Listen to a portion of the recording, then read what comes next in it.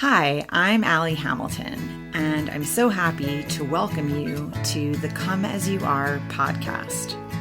Every week, we'll be talking about some aspect of healing, usually around childhood wounds and complicated familial relationships. The topics will always coincide with my personal essay of the week, and this will be a place where we can take a deep dive together. I'm so thrilled you've joined me and delighted for you to always come as you are. Hi there. Hi there.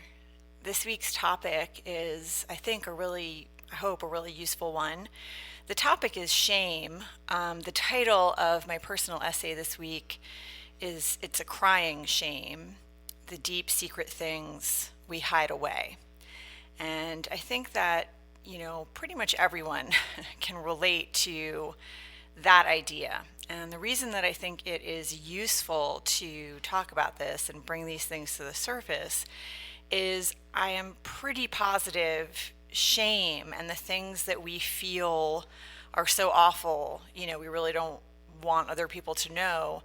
I think that feeling is the root of imposter syndrome, of self-doubt, of the fear that stops us from putting ourselves out there in a really vulnerable way. And so I don't think that it is advisable or necessary to be sharing your deepest, darkest, most painful moments with people, unless you know without any shred of doubt that you are safe with them, that you can trust them, that they are going to keep to themselves the things that you're sharing and handle it in a sensitive manner. If you confide something really painful from your history or your present with someone, you want to make sure that you are trusting the right people. So I don't think it's like, second date material or anything like that. But I do think that when we have things that we believe are so awful, we wouldn't share them with anyone. I think that stuff does really do some damage. I think that it is incredibly alienating to feel like you have made choices or done things that are so terrible. If you were to share them with anyone, they would recoil, in horror from you, or think less of you as a person, or respect you less, or trust you less, or love you less. That is a really painful place to be. And I think it's useful also to identify, your most powerful memories around the feeling of shame. And I shared some of those in the essay, both things that had happened to me personally and things that I saw happen to people that I cared about. And one of the things that I wrote about was my first childhood friend. One of my first childhood friends was this, I called him Bobby. That's not his name, but I want to protect anyone who may or may not come to find the podcast or the writing. And so we really grew up together. He was in the downstairs apartment from me, and we were the same age, and we hit it off. He's a really sweet kid, and we had a great time together. And it was, our moms got along really well. They're roughly the same age, and so they would have coffee and we would play. And then after a while, it wasn't even based on whether they were having coffee or not. It was just we'd be running up, and I was on the second floor, he was on the ground floor, lobby level apartment. And so we would just run up and down the stairs. We'd either be playing at his house or my house. And then we ended up going to the same preschool together, which was not a coincidence. I think our moms, they found this preschool in the neighborhood just a couple blocks away, and my parents split up when I was 4. So he and I knew each other before that.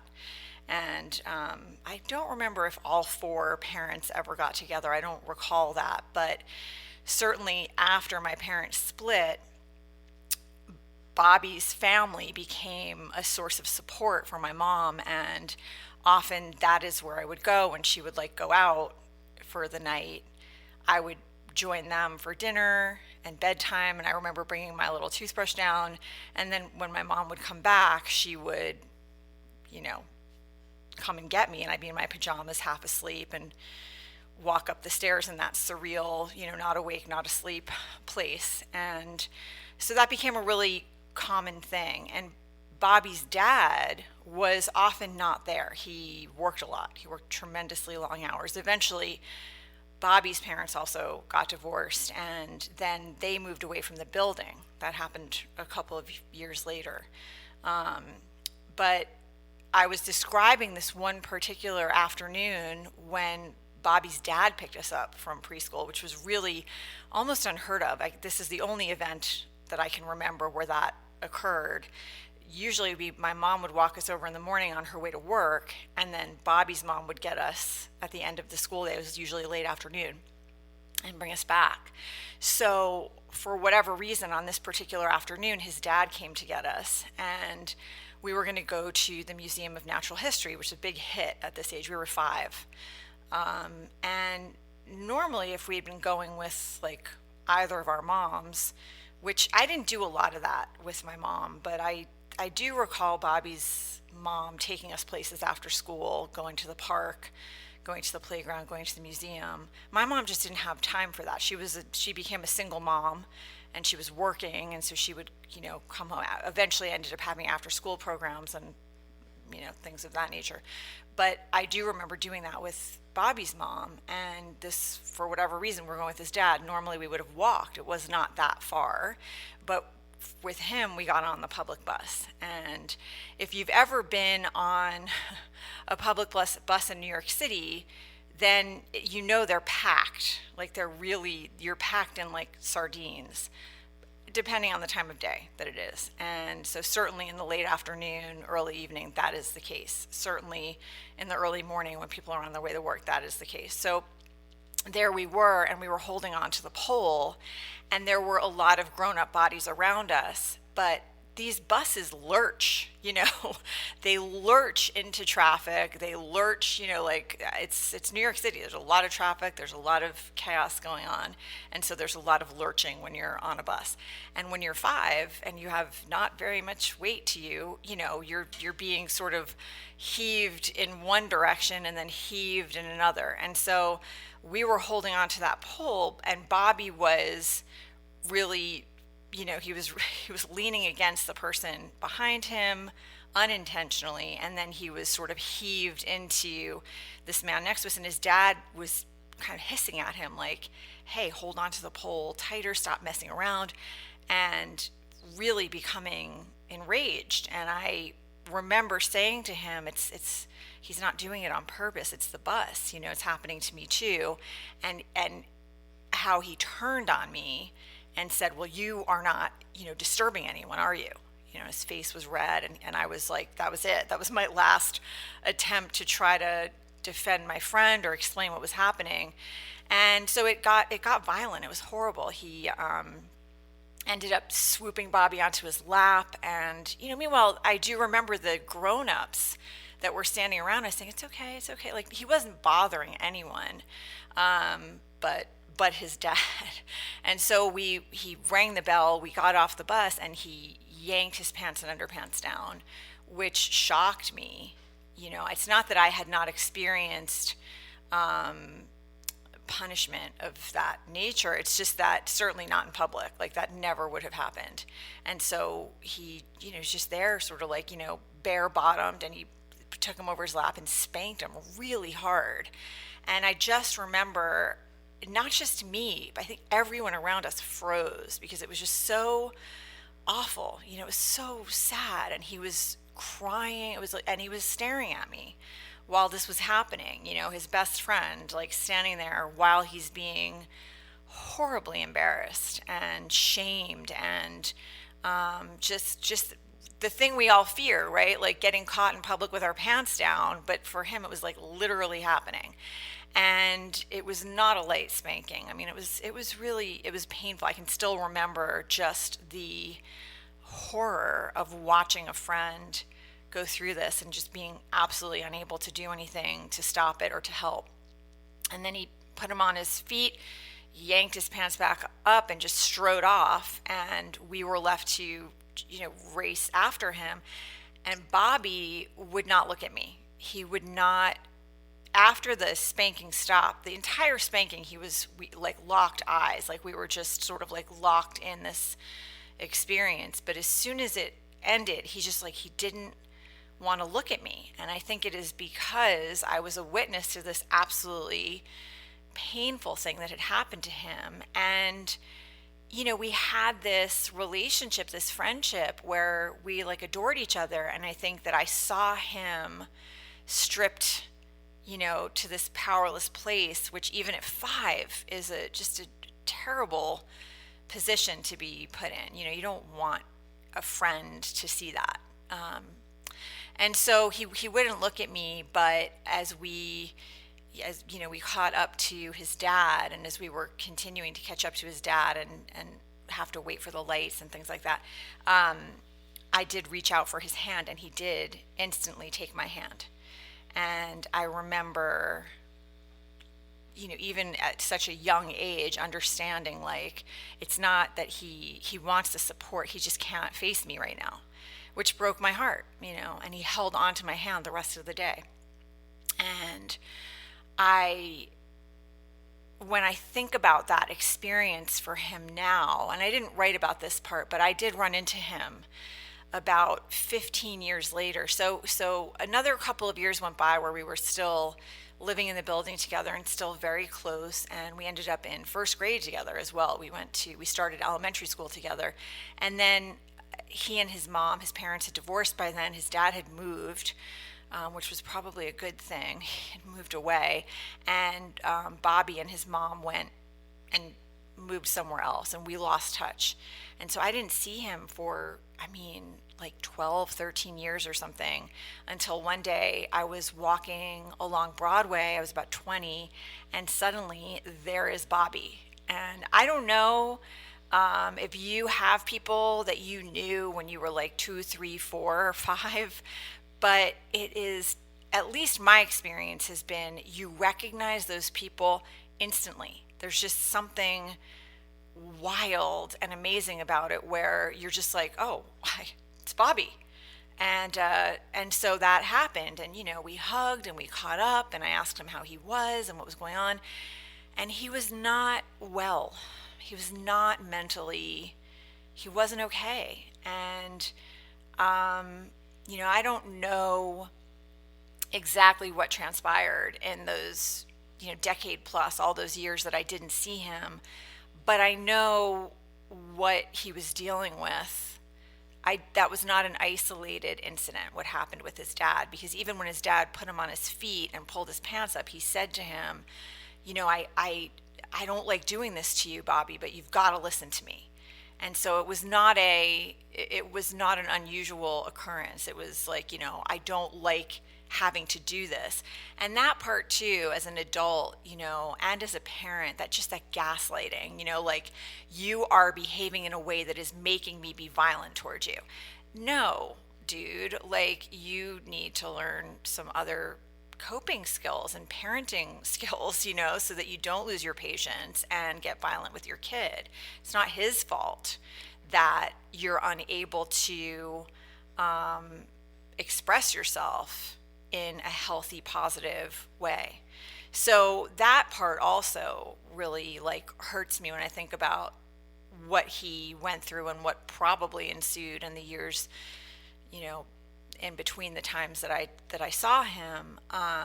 But he was not okay. He was pretty seriously depressed, and I think he'd had a hard time making friends. It was rough, and that also broke my heart, and that is why I have had so many experiences with people whose early childhood wounds are really doing a number on their present ability to experience joy and intimacy and trust and that curiosity that we all have when we're little like that, and when we're moving through the world, the way that we are just open and absorbing, we're like little sponges. The more of that you can retain, the happier you're going to be as a human being, right? The more curiosity, the more you can walk into situations with an open mind and an open heart and open hands, and just kind of like enter. the more things flow, and the more you understand about yourself and the world around you and the way things work and what feels like a yes to you and what feels like a no. But if you are walking around feeling like, the world is an unsafe place and I'm unsafe in it, and maybe there's something broken inside me that makes me unlovable, or, these are like the implications and the repercussions of core beliefs like that are going to, they're absolutely going to wreak havoc on your life. And I know that because it happened to me, like also, and I was not publicly punished in that way. And my stuff in my childhood was all behind closed doors. There's a lot of secret keeping. My mother, when she drank, would become really enraged and often like physically terrifying. And so those were things I would never share with anyone on her behalf. I would never have wanted anyone to know that she had that in her, because I felt it was me. It was my fault. Like I was the person bringing that out in her. She wasn't doing that with other people. So I very much thought it was me. So I think part of the shame for me was, what is it about me that is bringing out this rage in her? Why can't I be better? Why can't I get this right?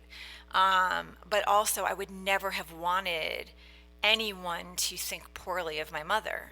There's a little bit of that, when you're a child, like your parents, you learn to, it really should be that they're looking out for you and they're protecting you. But when you're parentified, when you're taking on responsibility that you really shouldn't be, it flips. You want to protect your parents as well.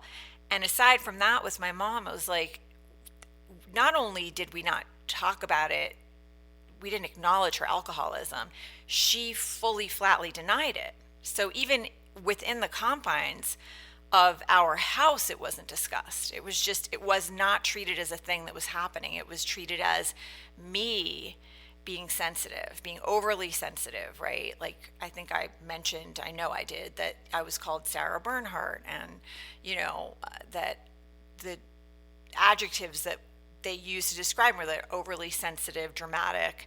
And so that's what I thought. I thought, well, maybe this is normal.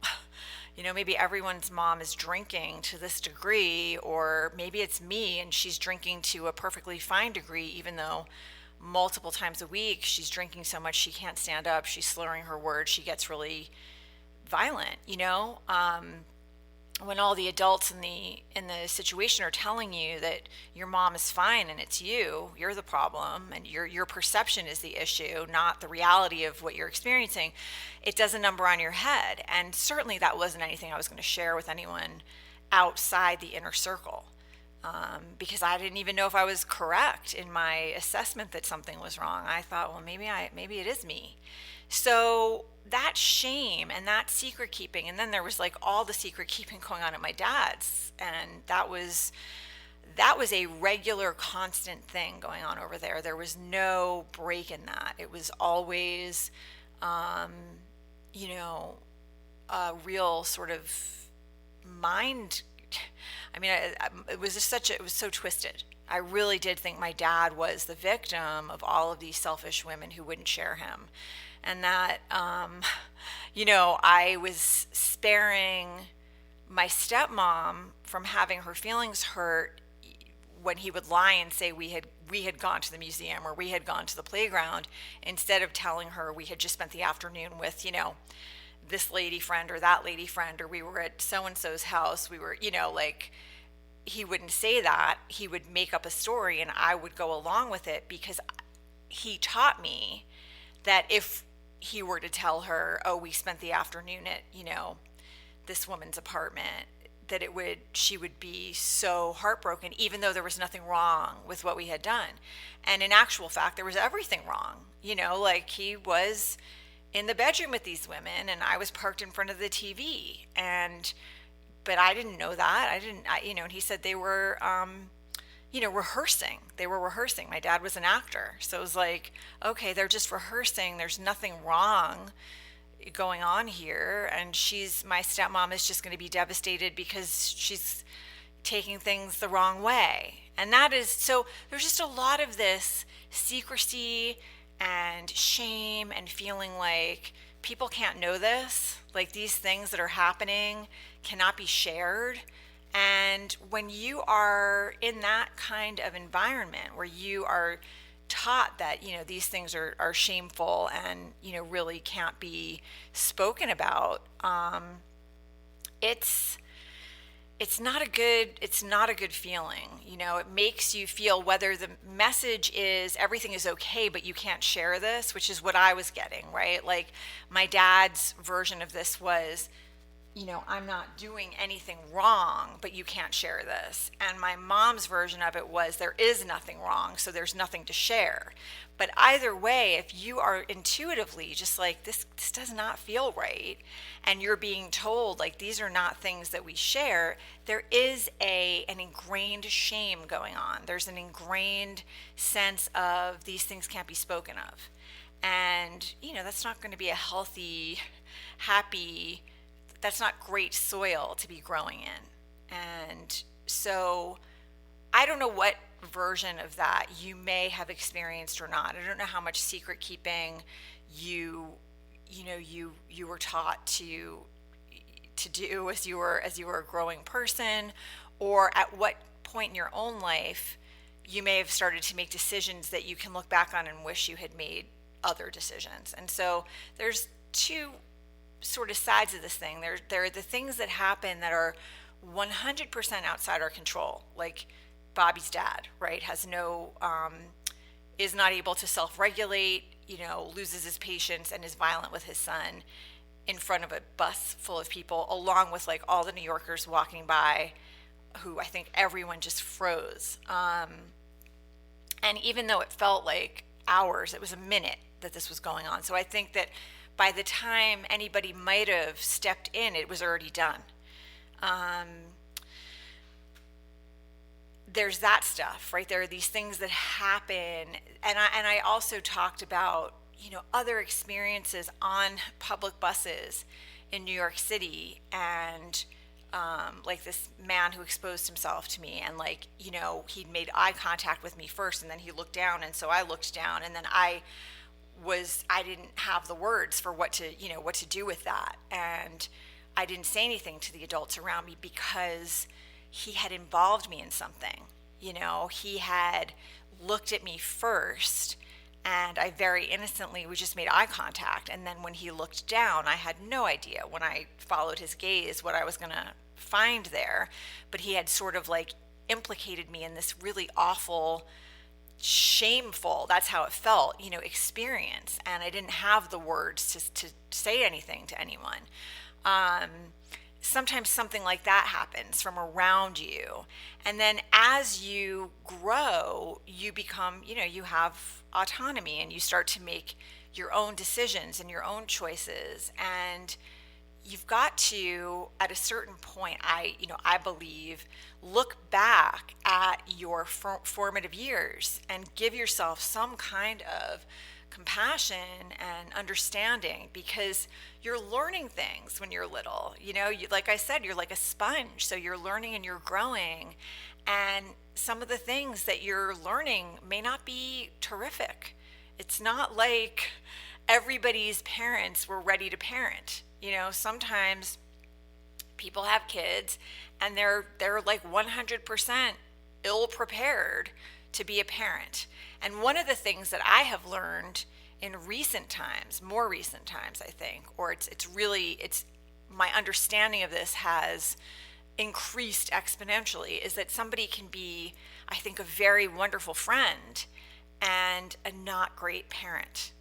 Sometimes people they don't have it in them to be a terrific parent, but they might have it in them to be a good, loyal friend. And that's that's a little bit of a trippy thing to figure out, and I think my mother was an excellent friend. I think the people who were in her life were so lucky, because she was the kind of person, if you were down on your luck, you just come stay on our couch. That's how it was. Like, it wasn't even, there was a third bedroom too when I left the house because I got old enough. There was my bedroom available. Eventually, my brother went away to school. They were always hosting someone, and I remember one of her close friends telling me that she was in this abusive relationship with this guy.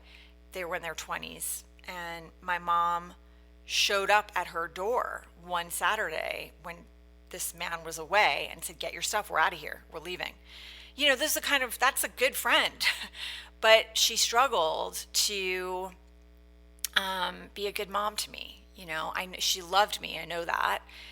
But I think there was just a lot of subconscious stuff going on there for her, a lot of rage and a lot of pain. And unfortunately, I became the target, and at the very end of her life, and I'm writing about this in the memoir. So, in fact, this week I just wrote, well, I'm not even going to get ahead of myself.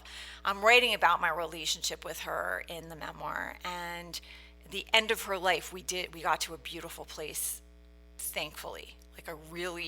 In the last few weeks of her life, I think she finally understood, my daughter loves me, and the problem between us has been my drinking and my rage. I think she got that download fully, and there was just so much love between us for those last few weeks, which I'm so grateful for. I mean, it would have been so painful for me to have to live with this loss and not have had that experience with her. And I will talk about it down the line. But the experiences as you grow, of course they shape you, especially when you're a teenager and a young adult. You haven't yet had enough life experience and enough distance from your childhood to have any objectivity about it yet. You're not 10,000 feet up yet, kind of looking back or looking down and kind of figuring things out, figuring yourself out. You're just playing this stuff out. So if you have deep insecurity, or you have deep fear, or you have really intense self-doubt, that's you're now, all those things are going to come to the surface as you go out into the world, try to forge your own relationships and start your life, essentially, right? When you become an older teenager, young adult.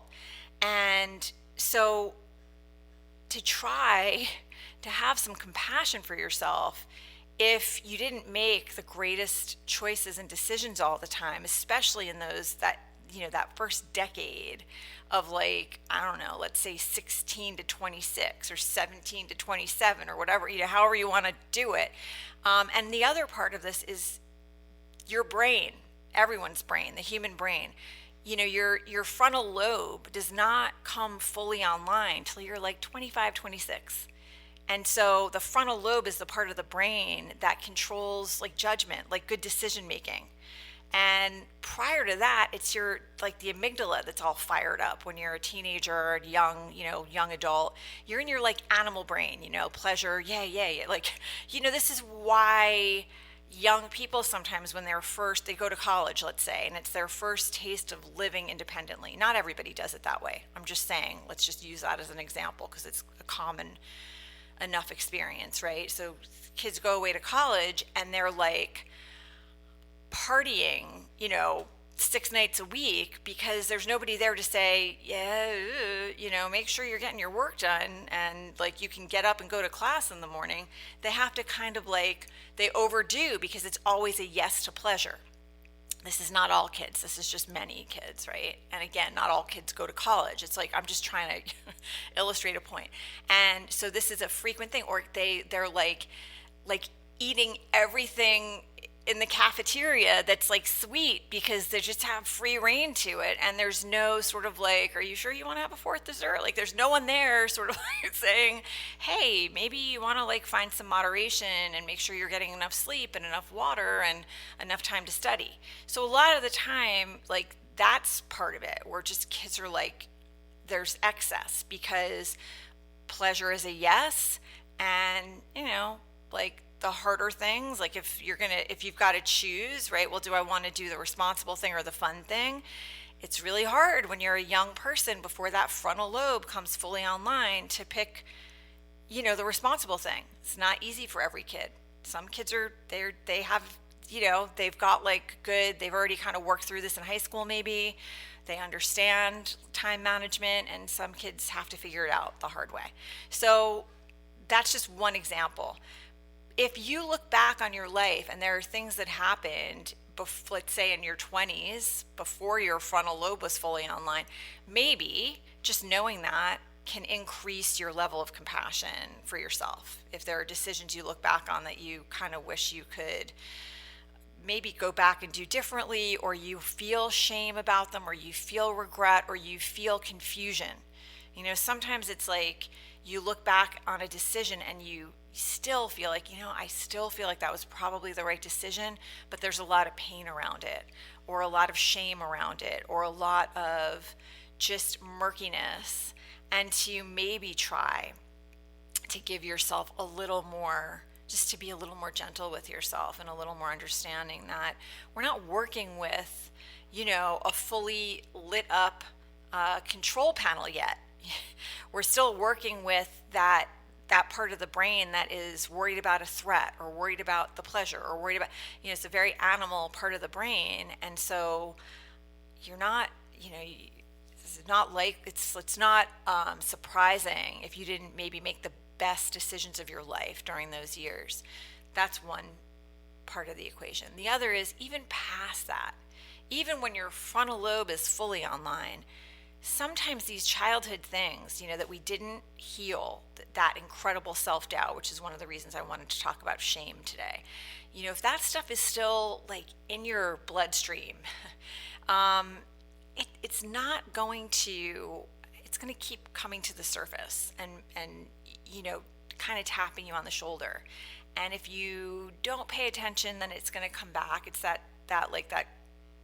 joke that we hear, like, about lessons in life, right? If you don't get the lesson with the tap on the shoulder and the whisper in the ear, the next time it's going to be, like, I don't know, punch in the face, and the time after that it's going to be a broken arm. Like, it's like you're going to get the lesson eventually one way or the other, and you probably at a certain point are going to have to stop and figure out what is happening with me that I keep gravitating towards situations that are going to end up being really painful. So I wrote then later in the piece this week about this, and this was, when I look at it now, I mean, it's really not like it's not that big of a deal, right? Like when you're 14, it's a huge deal. So it doesn't matter as a grown-up if I can look back at that and say to myself, I do feel a lot of compassion for my 14-year-old self, just like I would for my 14-year-old kid, but but I also now know, like, this is not a thing where the world needs to like open and swallow you. It's really not that big of a deal.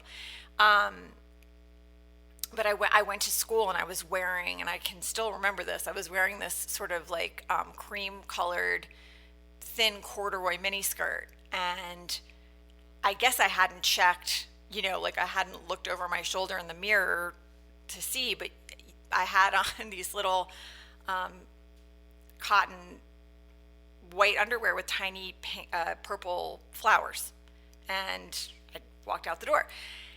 Well, I go to science class and we were given a test, and I finished the test, and then I stand up and I'm going to walk to the front of the room to put the test on the desk, and then we're allowed to like read or whatever it is. And as I'm walking to the front of the room, these two girls that I thought were good friends of mine, I hear them like snickering. I don't really think anything of it, put the test down, turn around, and they're like pointing at me and giggling, and like, really, it was mean. It was like Mean Girls, it was just like that, like, yeah, it was pretty awful. And I still thought, I must be misinterpreting this because we're friends. Like, they wouldn't be whispering about me. That's not what would happen.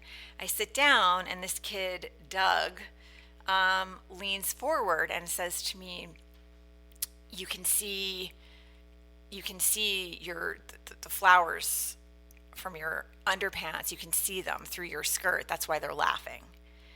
And I was mortified. The shame that I felt was intense. Now, at this time, I'm a kid who's trying to be perfect to get my mother to love me. You know, that's my whole thing. And again, not conscious really. I mean, I think I was really trying hard all the time to earn her love, earn her approval, get some of her attention. Um, so I don't think it was totally unconscious either, but I don't know that I understood the ways in which that was impacting everything I did all the time. So to have made a mistake like that, to have not checked my reflection in the mirror, to have walked out the door this way, and then I would start thinking about everyone who's walked behind me this whole day has seen my underwear. Like it just felt at the time like so just like, oh please let the world open and swallow me. Like, how am I supposed to get up at the end of this class and walk to the front of the room? I mean, it was just. And then Doug leaned forward and said, don't worry about it, it's hot. As if like that was gonna.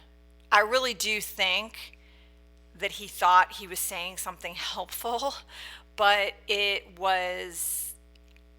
I mean, if I wanted the world to swallow me like 10 seconds before, I really, really wanted to disappear when he said that. It was just, I couldn't think of too many things that were like more horrible in that moment. And I raced down to the locker room after the class crying. Like, I made it to the locker room before I started crying, but I was just so embarrassed. And I got my sweatshirt from phys ed. I got my sweatshirt out of my locker and tied it around my waist. And I remember even that, I was thinking, well, now like Doug and these two girls are going to see me and know that I've got this sweatshirt around my waist because because of what happened. And even that is mortifying. Like, these girls that I thought were friends of mine are going to like have the satisfaction of knowing that they really hurt me and they really got to me and they really embarrassed me in this way. And I hated to give them the satisfaction, but I was basically, the scales are such that like I'd rather give them that satisfaction than walk around the rest of the day with my underwear showing. So it was a no-brainer. But it stayed with me. I mean, I was writing about it this week. Like, it's one of those experiences that was kind of imprinted, just that feeling of shame and that feeling of, the world is seeing you with your pants down kind of a thing. And so that happened. Now, years later, I was in a relationship, and this was, sadly, I mean, I can look back on 2 relationships like this that were just really, just with men who were just really, I mean, just really cruel, and there was the much older guy that I wrote about not too long ago, and he's the prince who said to me on I think it was my 18th birthday, he said, if we're still together when you're 25, I'm going to buy you a boob job and a Mazda Miata. And I like burst into tears, and he was shocked, like, what are you upset about? Like, I'm talking about, 7 years down the line. Like, I'm telling you, I still want us to be together in 7 years. And, what's not realizing, like, you just told me you want me to get a boob job. Like, it was, it was so awful. And like, what is it that you think of me? Like, what kind of person do you think you're like, I'm a whole person sitting here, so there was that guy, and then there was another guy who was just like also incredibly good at just saying the most horrible things. And when you allow yourself to be treated in a way that is not okay, is emotionally painful and abusive, right? That you would, if it was any friend of yours, you would say, I'm coming over, pack your stuff, you're getting out of there. Like, that is not acceptable. But you're letting yourself tolerate it. There is a shame to that as well. There's a pain and a shame to that. You're betraying yourself. You are betraying yourself. And I was saying in the piece, like betraying yourself is the worst betrayal there is. Being betrayed by another person is terrible. It's not a good feeling. No one likes that. And if you've been betrayed, it's brutal. There's no doubt. But betraying yourself is even worse, because if you're not going to be in your own corner, I mean, then you're really in trouble, right? If you are going to allow yourself to be mistreated, and really, who can stop you? At a certain point, when you get past a certain age, nobody can tell you, hey, you can't be in that relationship. It's like people can tell you, I love you, and I don't know why you're choosing to be with someone who would be so awful to you. Like, it really hurts my heart that you are, subjecting yourself to this kind of treatment, and that you must somehow think this is what you deserve. But you can't physically, go pull someone out of an abusive relationship if they don't want to go. And the person stuck in that kind of relationship and in that kind of dynamic, it is such a terrible feeling. I mean, I can still feel it, that feeling of just, it feels like all of your deepest fears are being realized, like right in front of your face, but not just in front of your face. It's like being pushed in your face, like this person that you have trusted and become vulnerable with and opened up to, and, been intimate with, and like really shared like the deepest stuff, is now turning the trust that you extended against you and going for your jugular in like every possible way. It's a terrible feeling, and you're not leaving, right? You're just like, you're taking it, because the next day they apologize to you, or the next day they bring you flowers, or like the next day or you start packing, and then they turn into that person that you were dating in the beginning, like, I'm sorry, I love you, that whole scene. Well, I did that a couple of times, and it was really, it's awful, and so there's a shame in that. And you get to a point when you're in that kind of relationship where you're even like embarrassed to talk to your closest friends. You're ashamed to talk to your closest friends, because like, that you should get out. That already, and you're already dealing with the incredible discomfort and disappointment in yourself that you aren't strong enough to do it. And the last thing you really want after a while is someone else saying to you, like, get out, like, what are you doing? And I don't know if you've ever been like, what side of that you've ever been in, if you've been the friend on the outside or you've been the person on the inside, or maybe both. Like, I've been both. I have been the person in the really awful relationship that's just like so incredibly painful, and I've also been, the friend who's saying, like, please, like, remember how awesome you are. This is so far less than what you deserve. Like, please, like, realize what a gem of a human being you are, and that anyone would be lucky to be with you, and please get out of this. Like, I've been on both sides of the equation. And because I've been on the inside of it, where it's been me who's been the person in that, I know that like, people are not going to leave until they're ready, no matter what you say or do. You cannot force anyone out of that. You can't cajole, convince, there's just nothing you can do, except be there and say the things like, I love you, you're amazing, you're such a good person, this is so far less than what you deserve, like, just please, like, just try to remember that you have this beautiful like spark, you have so much to offer this world.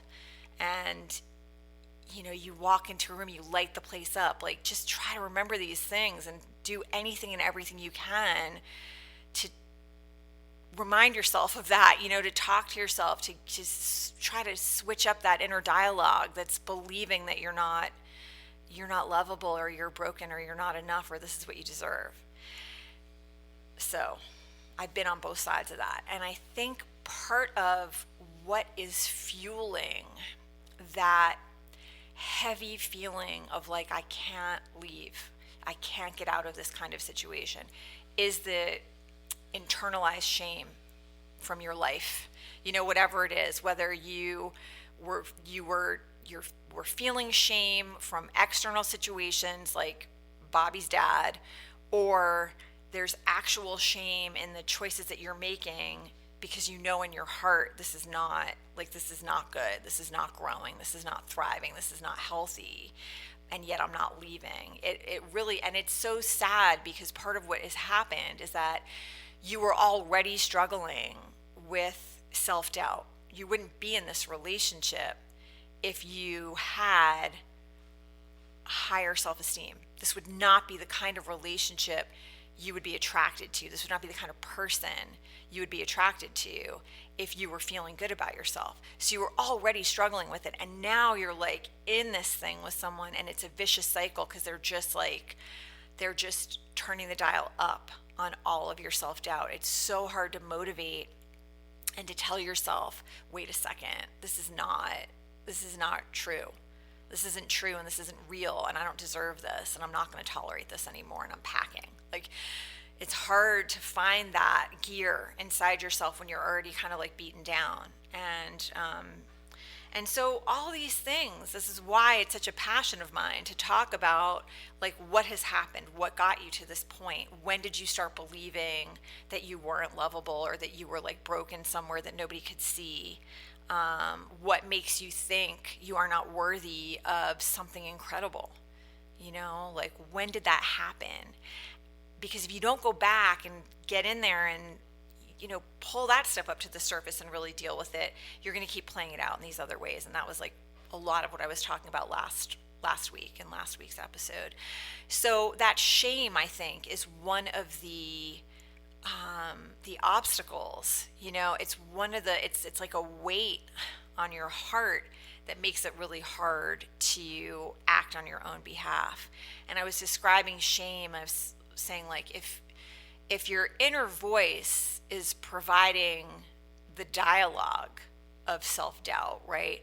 Shame is like the darkness that descends and makes you believe those words are true. Shame is like the scratchy blanket that is covering you when you feel the most alone you've ever felt. That shame is like the thing that is really weighing you down and keeping you, stuck. And so I do think it's a really good thing to consider. Now, as human beings, you're probably going to get to a certain age and be able to look back at a couple of things like I was saying earlier, that maybe you struggle with, like, wow, that one thing that I did, or that one decision that I made, or that one choice that I made. Like, it's just, that's not something I would ever really want to tell anyone. Like, I'm really struggling to forgive myself or to understand myself or to have compassion for myself. And if I can't have compassion for myself, I mean, I was there, if I can't do it, if I can't understand how that could have happened, or I can't, extend some kind of kindness toward myself, how could anybody else, right? Like, that is a little bit what happens, I think, for people when they're struggling with the deepest, darkest stuff, like your worst moments, right? Whatever they may be, those moments that, like, when you think about them, you just feel so terrible. Or maybe it's not, like, I've worked with so many people over the years, like people who have shame around like moments in their parenting, or shame around choices they made in their 20s, or it's just like to try to understand we're all human beings, and you can only know what you know when you know it. It's that whole Maya Angelou, like, when you know better, do better. Everyone's doing the best they can, and when you know better, you do better. Totally paraphrasing, and I really hope it's Maya Angelou. I'm pretty sure it is. So, that idea of, like, you got to give yourself a little bit of just the benefit of your growth, your wisdom, in just having been here longer and knowing more and understanding more about yourself and other people and the world and your place in it. You got to extend some kind of forgiveness in your own direction, or like I said, compassion or patience with your own process at some point. And there may still, even if you're trying to do that, there may still be a couple of things where it's just like, yeah, but that like one moment, really hard to live with that, or really hard to integrate that, or forgive myself for that, or totally understand myself. And you know what? It's okay. Like, it's okay. You're not going to get everything right in your life. You are a human being, and you coming out of whatever childhood experiences you came out of, whatever young adult experiences you came out of, it would be a shock if you got every single thing right all the time. You wouldn't be human.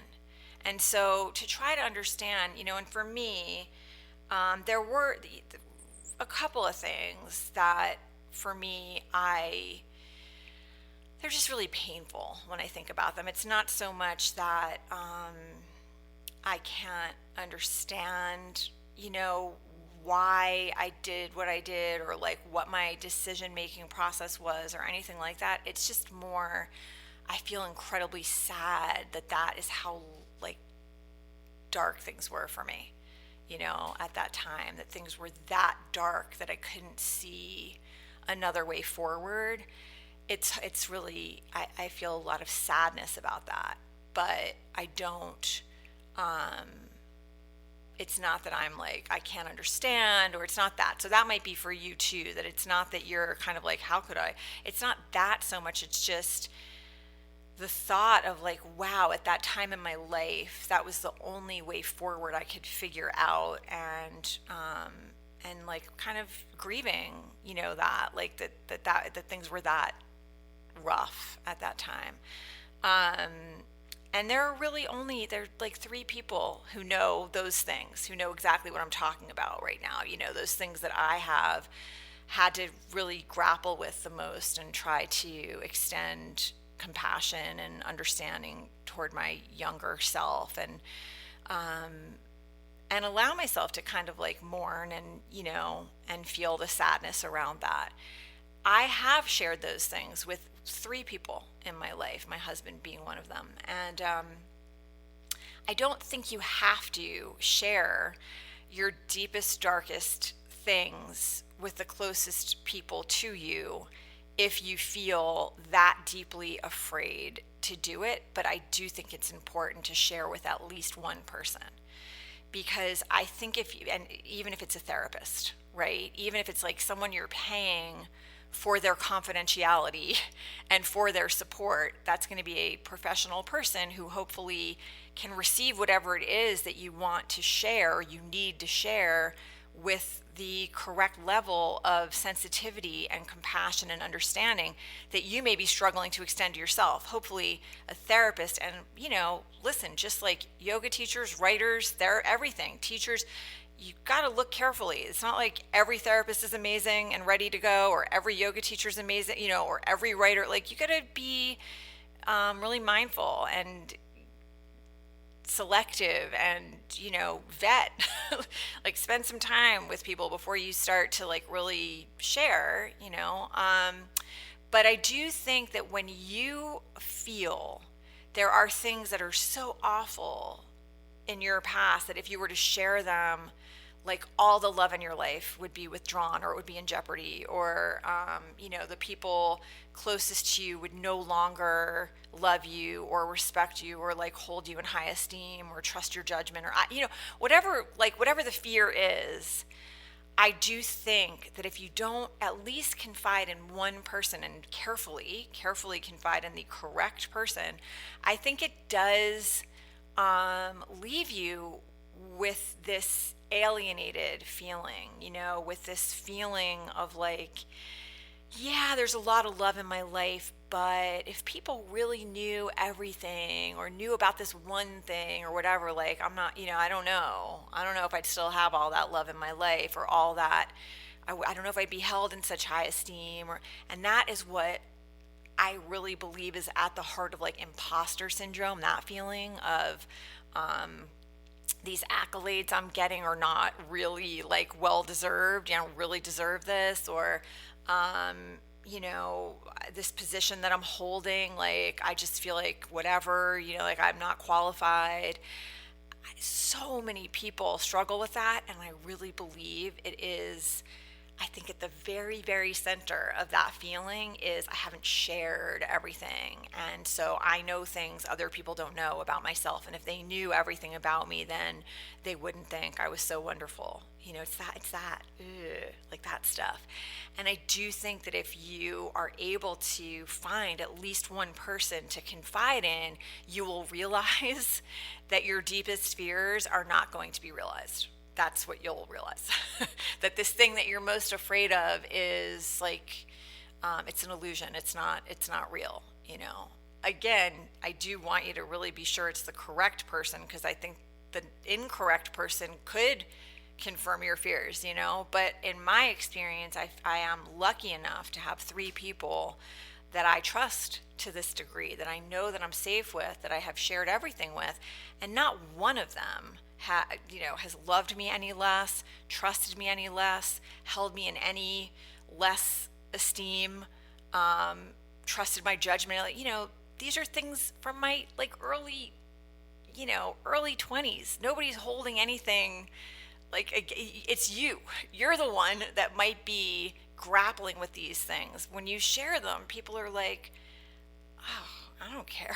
Like, I love you. Like, of course that happened. Like, how could that not have happened, or whatever. Like, people are nobody. It's like the monster under the bed. And so sometimes these things that you feel like, oh, I could never share that, like when you do, then people start sharing their things with you. Then they start to open up and tell you their like deepest, darkest stuff. And then you're like, oh, it's like a giant exhale. It's like a giant exhale of like, wow, it is. I don't have to worry like the way that I don't have to hold these things so close to my vest. It is okay for me to be fully human with at least a few people in this world, and know that I'm safe and loved, and still have as much respect as I had 10 minutes ago. Like, I don't have to worry about that stuff. And that is, I think that relieves that feeling of imposter syndrome, or of, feeling whatever those feelings might be, like a fraud, or like you don't have, you're undeserving of the good things that are happening to you, or the good people that are around you, or whatever it is. I do think that there is it's like one layer removed, is how I was writing about it yesterday. You're just kind of like, you're keeping this very thin veneer between you and the world around you, and it might be really thin, but it's still there. And when you can shed that, it's so freeing.